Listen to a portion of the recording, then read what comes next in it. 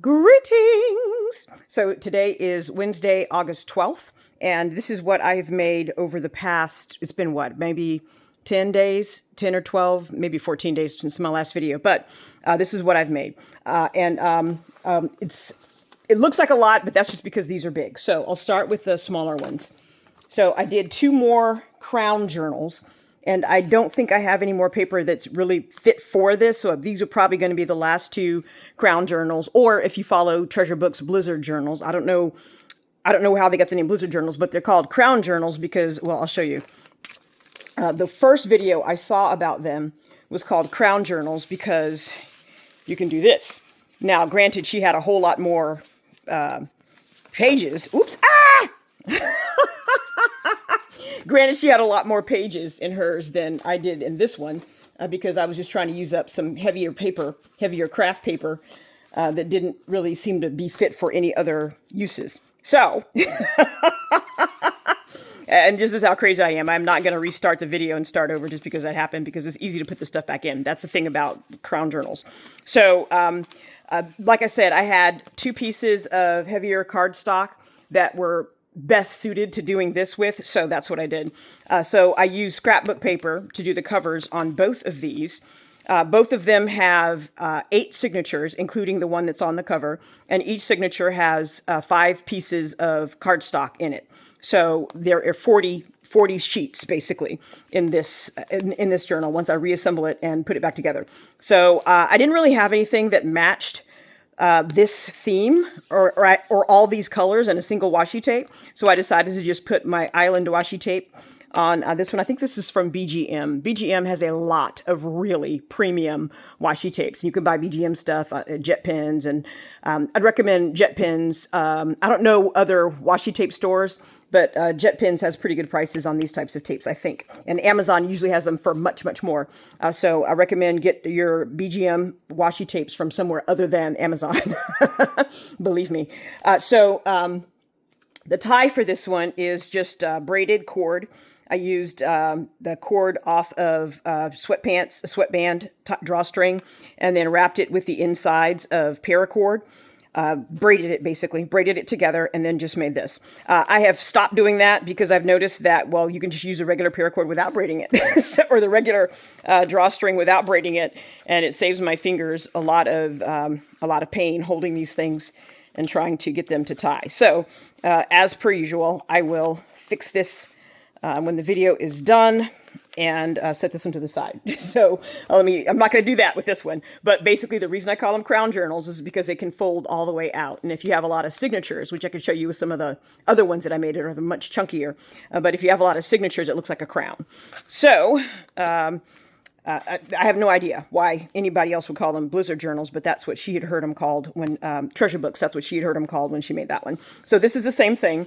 I had one more piece of heavier stock craft paper. It's, and I don't know if they were in different packages, because the Amazon craft paper is usually only 20 pound. This is like the weight of almost cardstock, but not quite cardstock. So maybe 65 pound or so. So again, this one has, I did not tape any signatures together. So it's only each piece that you fold to make a crown binding has 8 signatures. So it's always going to be multiples of 8, depending on how many you glue together. I did not glue any together because I didn't have any other cardstock weight craft paper. So these both only have 8 signatures, but they all have 5 sheets per signature. So they have 40 sheets. And that's why I wanted to make sure that, for anything substantial that I make in terms of journals, to have at least 30 sheets, which is 60 pages if you write on front and write on the back. So this one, I made this pen holder to order for this one to match the colors in the scrapbook paper. This is blue agate scrapbook paper. I don't remember what the other one was called, the one with the little scales, probably something mermaid related, but this is blue agate, and I got this from Hobby Lobby. So on the inside, though, I used a different scrapbook paper on the smaller one, the one I just showed. That one has the same paper on the outside and on the inside, but this one I used a different one because I didn't have, it didn't feel like the blue agate was the best to put on the inside, since it's going to be covered anyway. So I use this kind on the inside. I don't remember what it's called, but I got it all at Hobby Lobby. So this one all has white or cream. It's supposed to be bright white, but it's very old paper that I harvested from my dad's office that he's never going to use. So so it's supposed to be bright white, but it looks kind of off-white, kind of cream or ecru or something like that. And so again, 40 sheets on the inside, pin holder and pin, and unbraided drawstring. Oh, actually, it's easier if I do it this way because this drawstring was pretty long. Some of the others, I think, are shorter because they got like caught up in my dryer, which is why I started taking the drawstrings out of my sweatpants. So that's, well, unnecessary backstory on that. And once again, this kind of turns into a video about me figuring out how to tie these things the way I had them tied before, but it works. So you'll notice that I did not do, I've started doing more book plates on some of the other journals that I'm going to show you today, but I did not do that on this one, and that I'm going to retie that. It just is wonky. But when I cover it with a scrapbook like this, it really could go any way. You could use it like this if you wanted to. You could, well, I recommend against it because the paper would fall out if you're holding it this way all the time. But you could use it on this side being the front. You could use it on this side being the front, just wherever you want the little agate spot to go. So I did not put a book plate on this one or on this one, and I don't plan to. I also don't plan to make any more crown journals unless I find some more heavyweight cardstock craft paper that I don't realize I have hiding in my box of craft paper. But I don't plan to put book plates on these when the scrapbook paper is what I use because I don't want to hide this because I paid a lot of money for it. And a lot is relative. So again, next small one, this one is wraparound binding. And the reason this one is the way it is because I had two pieces of cardboard that came off a package, two separate of the same blankets. I think they were, you know how you have the fleece blankets you can get at Walmart that are like, 50 by 60 centimeters. And they have this cardboard, this coated cardboard wrapped around them to hold them while they're selling them in the store. Well, I got two of those blankets a few years back. And so I, instead of throwing it away or putting it in the recycle bin, because some recycling companies don't accept the coated papers that have that little thin layer of plastic over the top of them to make them shiny. So I took those, flipped them inside out, and glued them together with the white side facing out, and then just covered it with washi tape and repair tape, and sealed it with a little bit of heavy-duty 3M heavy-duty tape, and made this cover. So that basically then generated what size paper I was going to use in them. This is wraparound binding. So again, this is one of the last of the braided sweatpants ties. And this one is one I already had. So I just decided to pair this one. I think I took it off another journal actually and put a different one on that one and put this one on this one because it's got the yellow and the green accents. So I used yellow yarn to do the wraparound binding. Each signature has, I think, did I do 5 and 10? And I keep saying on these videos, I need to write this down when I'm making them because I think I'll remember and I don't. I'm pretty sure I did 1, 2, 3, 4, 5, 6, 7. I'm pretty sure I did either 5 sheets with 7 or 10 sheets with 7. So it would be, if it's 7 sheets, then it's 70 sheets. But one thing that I did do different, and I'm going to do this different if I do any more wraparound bindings, I did not just put the paper in here loose. So each signature is an actually 3-hole pamphlet stitch bound little booklet with however many pages it has. I know it's more than 30 sheets because I know that's my minimum. So basically this is what you got. So each signature is wrapped around 3 strands of yarn around the middle, but it's bound with waxed polycord. I don't know how many strands are in those things, but the basic wax thread you get from Hobby Lobby or Michael's or any place like that. So that is this one. And of course, even the crown journals have a writing board in them, even though the paper in the crown journals is cardstock. It's heavier paper, much heavier paper. But I still like to have just the comfort of having a writing board. And this one is soft cover, so you definitely need a writing board. The comfort of having something that's smooth and even to write on in addition to the bulk of the book. So that's why I keep those in here. And I did not try, this one is, like I said, it's a soft cover and it's cardboard. So you probably could flip it back. I wouldn't recommend it. I think I would probably be best if you just used it like this or used it like this, whichever way works best for what you want to do. But since I bound it with the intent for it to be used like this, this is the way I am tying it.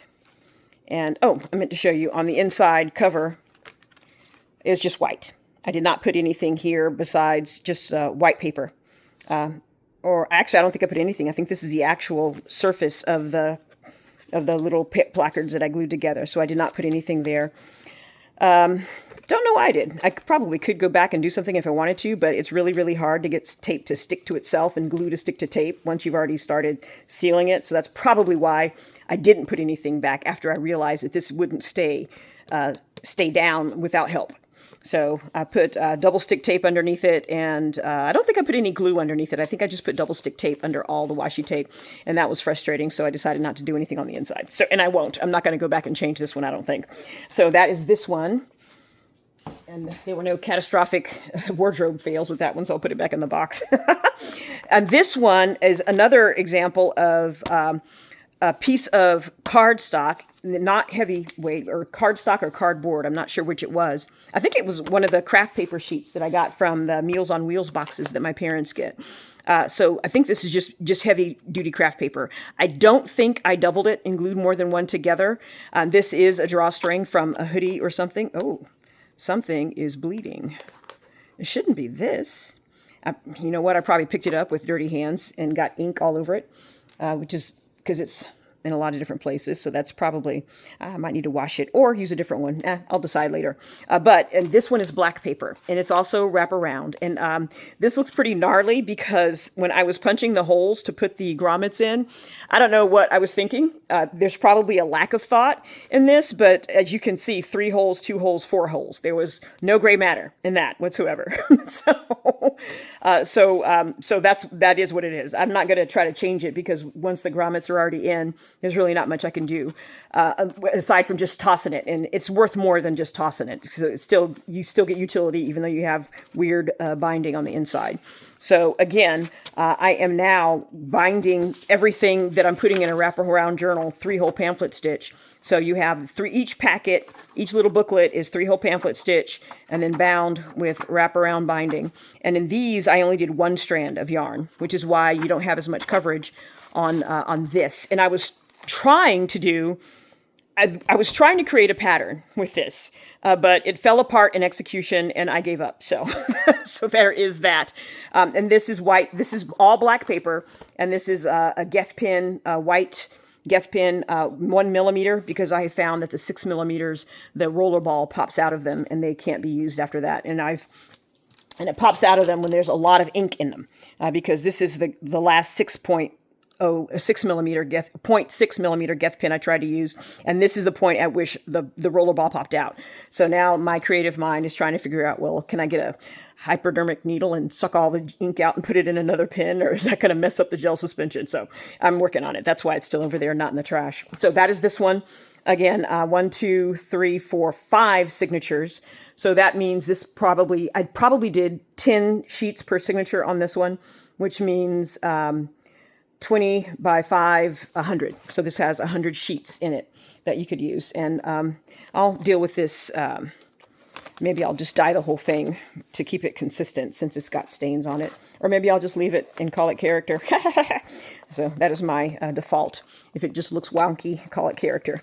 So that is I forgot to put the writing board back in there. And this one is, even though it is a writing board, you could use the lines on it, but there is no way to do lines with the black paper. So no. Now there's one other one that I did that I put lines. I drew lines on the black paper.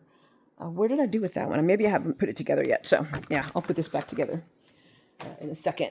Okay, so now I'll actually save. Well, I'll do them now. There's no real matter. It doesn't really matter what order I do them in. I have started putting together notebooks with the paper I made. I literally recycled paper, and it's really a simple process. There's lots of videos on YouTube. Leisha Paper does it, and there's a couple other videos that I harvested information from and modified it to where I could use it for my own process. Really, all you need is, and I don't want to turn this into a making paper video, but really all you need is shredder. The finest shredder you can get. I have a confetti shredder. So I shred junk mail. I shred practice papers for calligraphy. I shred offcuts when they're too small to do anything with for making journals that are smaller than the standard size, or the folded 8.5 by 11 size, or the folded A4 size.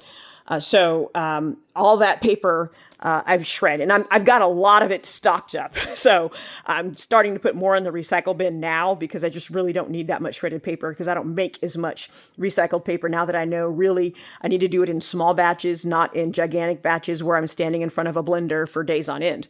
So basically you take the shredded paper, you soak it in water for at least 24 hours. If you have like a baseball bat that's plastic or something that you can squash it with, it's good to do that before you put it in the blender. You want to do a mixture of about 1/3 paper, 2/3 water in the blender, even though the paper's been soaking in water, because otherwise your blender will overheat and stop working, or it'll burn the motor, because it's just too much for it to deal with, because paper is a lot heavier than people realize, I think, usually. So water, paper, shreds, 24-hour soak. Smash it a little bit with a baseball bat. I actually have one that I wrapped in plastic tape because it's a wooden bat.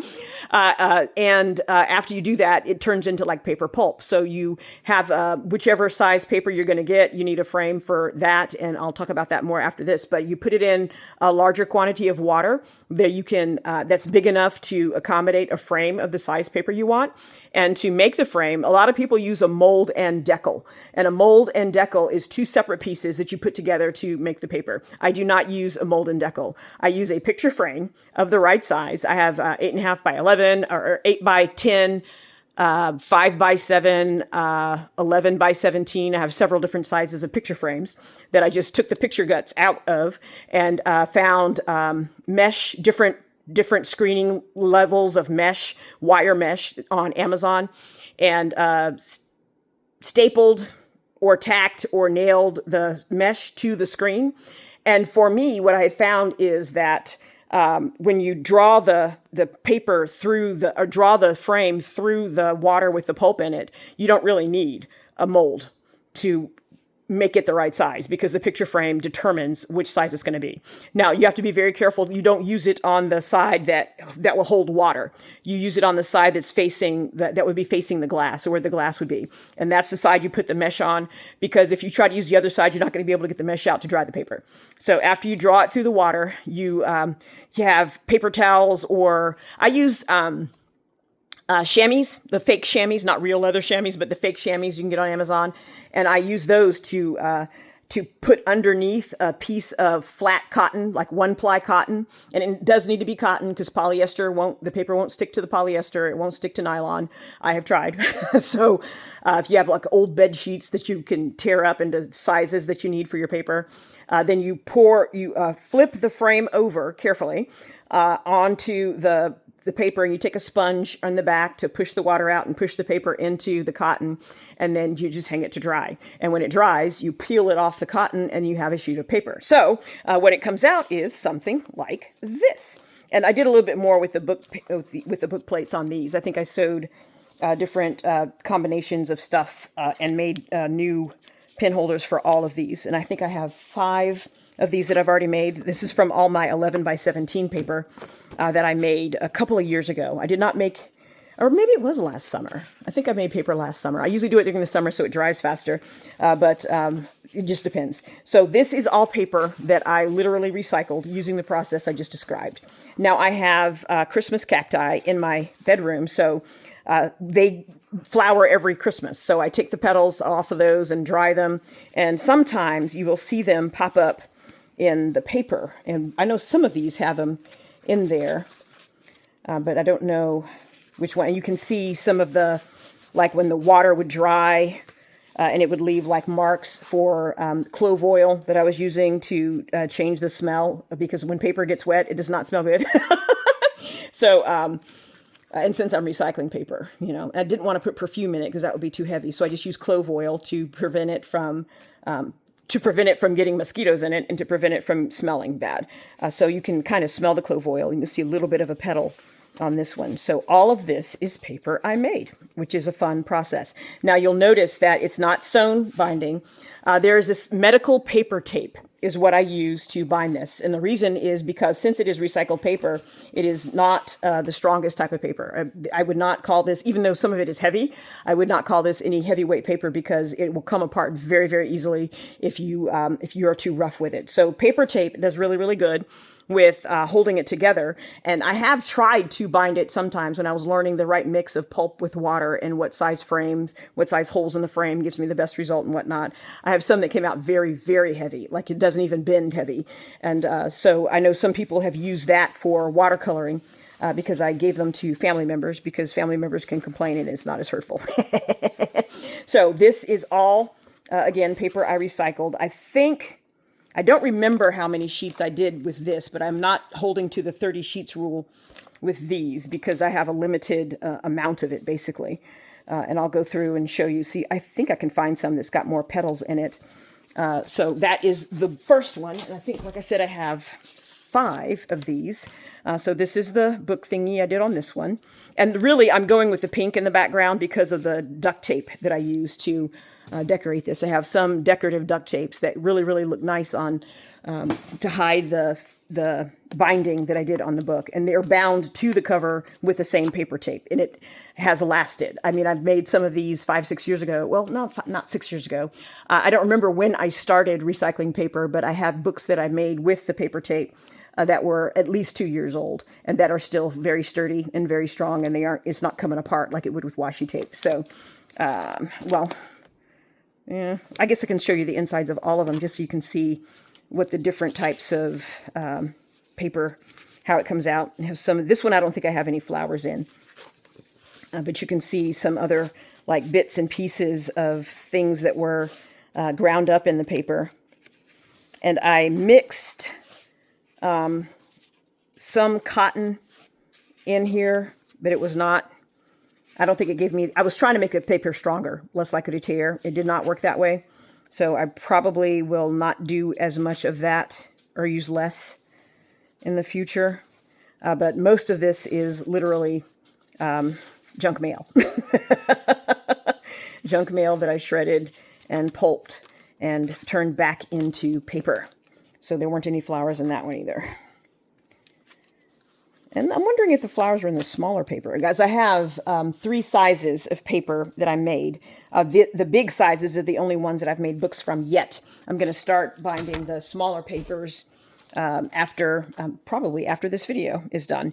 And here's another one. Again, I was thinking when I glued this one down, the edges of the fabric were kind of flowy, and I didn't want them to be flowy, so I was thinking, I'll just put washi tape on them. And then I remembered that washi tape is not permanent, so I went back and had to put the heavy-duty 3M tape on packing tape on there to hold it down. But I don't mind because it still got the kind of grungy collage look, and I like the way the stickers came out and the sewing around the black paper, so it came out well. So I'm not problematic with it. Okay, now you can see in this one a lot more of the cotton dust, cotton lint, and whatnot that I put in this particular page.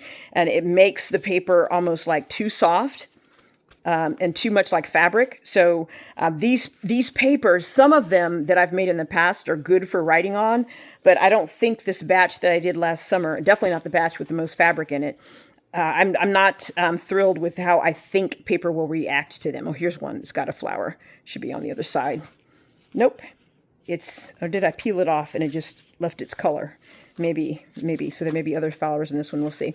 So I'm not going to put as much. If I do still use the cotton lint, I will reduce the amount and make sure the ratio of lint to paper is a little heavier. So these books would probably be more useful as glue books, which is where you just use it like an album, like a scrapbook, and you tape stuff into it, glue stuff into it, and just fill it with ephemera or fill it with mementos or whatnot. I think that would probably work better. Oh, there's part of a flower, but it's already peeling out. But it's held in by the tape, actually. I wonder if that came off of a different page and just got lost in the process. There we go. So now the trick is the flowers float, and there's a white one. the flowers float. So if you're going to put them on the paper, you pretty much have to, because you see people online, they just drip flower petals in the water and then screen it up and pull them petals. No, that has never happened. Every time I try to do that, the petals all flow off the side when I'm shaking it to get the water to settle out in the paper to stay in. So when I do them, when I put flowers in them, I screen the paper and then I put the flowers on the paper and then I try to push them into it so it dries with them semi-attached to the paper itself. So yeah, so that's because if I wanted to, I could probably scrape this one off, but I don't want to, so it's in there pretty good. And that's really the only way I found to successfully keep petals or flowers in the paper, at least for the method that I'm using. And I'm very much a novice at this, so I'm by no means an expert. So I'm probably pretty sure people who are doing it and are having success are doing it differently and more effectively than I am. So that gives you an idea of what the recycled paper looks like for the most part. And the ones with less lint in them, less cotton in them, are probably okay for writing on. And I have, like I said, I've written on them in the past, but the paper was, even though it was heavy, it was kind of lumpy. So that's this one. And I have them opposite so that they lay flat when I put them in the box. Again, another situation where this was flipping up, and I did this on purpose this time. So I was very intentional about where I put the washi tape and then put the clear heavy duty tape over it. And again, I don't remember how many sheets I put in these, but it was based on the number of sheets I had. And I used all the sheets that I had in these, and one of them is smaller than the rest because I ran out. So they're not all the same size. And again, you see the paper on the inside. Some of them I cut so that it would be less deckly, just to keep them on a standard size because they were that much bigger than the cardstock that I'm binding them in. But some of them I didn't cut. This is the one that's thinner. And like I said, this one has fewer sheets. And still has the same, sewn on thing. And for all of these, I did special pin holders because I was going to go with the pink theme. And I used up almost all my skinny tape. Woohoo! I have 4 rolls of skinny tape left. 2 are music. 1 is black and gold and 1 is green. So I need to do a green journal soon. And so I need to find some decorative green duct tape that I can use on the back. This one, I tried, I did this one before I did the ones with the stickers because I had a little bit of this really, really cool ink dyed paper left over. And I didn't feel the need to, as you can see, to sew the edges down or tape the edges down or anything like that. So I used one of the newer Sizzix embossing folders. It's roses, but I don't remember the name of this folder. Then I just sewed around with a blanket stitch through I sewed the cardstock, the fabric, and the piece of paper in the back together, and then I glued them to this. I did not sew them onto the book because I've tried to do that in the past and ran into trouble, and then the whole cover's ruined because the sewing machine decides it doesn't like me anymore. And as you can see, I think I have successfully cleaned all the glue out of my sewing machine, and I think it likes me again. So you'll see more sewn things and more sewn elements in the future. And now I have 3 collages that I did a couple years ago that I glued down to file folders, double file folders, I think. And this is already coming off. I'm glad I reviewed this. So I'll have to go back and figure out something for this tape because it's already got double stick tape underneath it. But if the double stick tape is not going to stick, then I got to come out with a different solution. So again, use, I think these are hoodie ties rather than sweatpants ties. And these are all just basically based on the collages that I did a few years ago. So I took those collages, glued them onto something heavier, and tried to do washi tape on the ends. This is like a pet style, plastic style washi tape, and it is not loving the Mod Podge. So I'm going to have to fix this one. Handmade the pin holder, or custom made the pin holder for this one. But now that I've got to change the washi tape around, I may change this one to a different one. It comes with its own writing board, and it's a wraparound style. I did 2 grommets on the back, used braided teal yarn. This is acrylic yarn, and I have discovered that I don't like acrylic yarn. So chance purchase because I like the color, but I won't be buying any more of this. I'm just going to use it up as fast as I possibly can. So 2 grommets wrapped around 1 signature in here, and it's 60 sheets, 30 pages tied or folded together and bound directly, 3-hole pamphlet stitch, very loose 3-hole pamphlet stitch. I wonder what happened with that. The paper is very thin. This is hanshi paper, so it's very, very thin, very light. Oh, no, this is Xuan paper. This is a Chinese version of washi paper, Xuan paper. So I don't know what Xuan means in Chinese. Maybe it's the Chinese word for rice. I'm not sure. But it's not really rice paper because it's not made from rice. It's made from the same mulberry fabric fibers that washi paper is made from. It's for brush calligraphy, so even though it's very light, it's strong with ink, but it does not like water. So I have not done experiments with what types of ink work best with it. I have not used it. I know it doesn't like fountain pen ink. It does not like fountain pen ink because it's very easy, especially if you're using a fine point nib, it very easily digs into the paper. I haven't tried brush pens. It's supposed to be for brush pen calligraphy, but I haven't tried it with brush pens, so I don't know how that would work. But 60 sheets, acrylic yarn tie. This one works on the inside, so I'll probably just need to go back over the outside with the heavy-duty tape, and then that would probably solve the problem. So putting the writing board back in there, and I will tie this one back. And, well, I don't need to tie it if I'm going to have to go back over the cover. So I'll set this one to the side. And this one looks like actually, it's sticking on this one. It's not lifting, well, it's lifting in a few places, but not really lifting as much, so not sure. So first, showing you the collage this cover is based on. Oh, there's my writing board. This is the collage that this cover is based on. And it's totally random which side I decided was up. I don't even remember why I decided in this particular case, but just wherever you put the pin holder is what's up, basically. So the same acrylic yarn that I'm going to use up as fast as possible. 60 sheets. 30 sheets of hanshi paper folded with the little blue pages in the middle. This is blue construction paper from Daiso just to separate the lighter hanshi paper, to just give you an idea of how much you're using and how fast you're using it up. I think ballpoint ink, if you're going to use it as a journal, ballpoint ink would probably work best because it's least likely to bleed and least watery. Or maybe an oil-based ink would probably work best because I think most archival ink that they make from charcoal for brush calligraphy, I think it is oil-based rather than water-based for the most part. It's got some water in it, but I think it's mostly oil-based. I could be wrong. I don't know why, but they make hanshi paper for brush calligraphy, so it's got to work for the brushes somehow or other. So this one seems to be doing okay, but I'll probably still go over the outside edge with a layer of heavy-duty tape anyway, just to be safe, because I made these, as I mentioned, over the past 14 days. So it's only been maybe 10 days or so since I put these together. And that one is already starting to lift, so I'm not going to trust the pet tape. I'm just going to go ahead and put heavy-duty tape over it. So put that one to the side. This one I know is, this is the one I did first because this is my favorite of all the collages that I did way back when. I loved it. This is actually not even a collage. This is literally the towels, the paper towels, and the paper napkins that I used to clean my fountain pens when I was first stocking up on ink, filling them with ink. I prefer piston fill, so it's just a matter of wiping the ink off after you put the whole nib into the ink and draw it up into the pen. And I like piston fill because you can write with them immediately. You don't have to wait for the ink to soak down into the nib in order to write with them. So this is a sweatpants tie tied, connected to the, I did not braid the thread this time. This is that same acrylic yarn. And this is the sweatpants tie braided with that same acrylic yarn.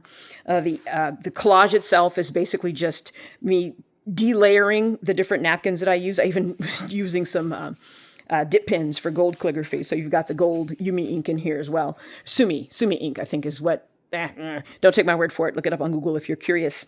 But that literally, this is napkins and paper towels deplied, pulled apart, and then pasted down to make a collage of my pen cleaning habits. Woohoo! I just love it. It just came out so wonderfully. And now that I see that this can be a result, I try to be more deliberate about when I clean my pens, and I've thrown every single one of those away because it's never come out this good since.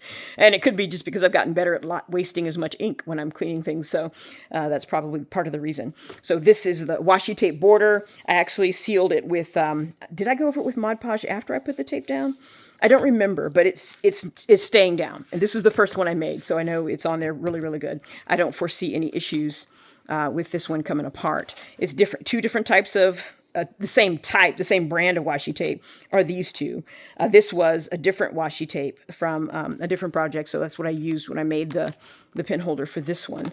And inside, you've got the same as per the other ones that are made from collages. You've got your writing board, you've got your binding, you've got the inside actually bound separately, so you could take it out of this cover and write on it on a table or something like that if you felt like you wanted to. 60 sheets. 30 Hanshi paper folded in half, and then you've got in between them all the Daiso construction paper just to give it more stability. So, so there's that, and that is what I have been doing for the past 14 days. I think it's been 14 days. I don't remember, but anyway, today is August 12th, Wednesday, 2026, and the craft fair is getting closer and closer and closer every day. So we've got October 16th, 17th, and 18th. If you are in San Antonio, Texas, and if you're familiar with the Alamo Ranch area of San Antonio, Texas, the Del Webb Hill Country Retreat annual arts and crafts fair here in San Antonio. So again, you can probably find a website for it. If you put in Del Webb Hill Country Retreat Annual Craft Fair, it'll pop up with a site that they have for people to find out about it. And it's a gated community, so I think they're going to open the gates for that day for anybody who's interested. So if you are interested in purchasing some of these, I will be selling them there. Have a fabulous rest of your day.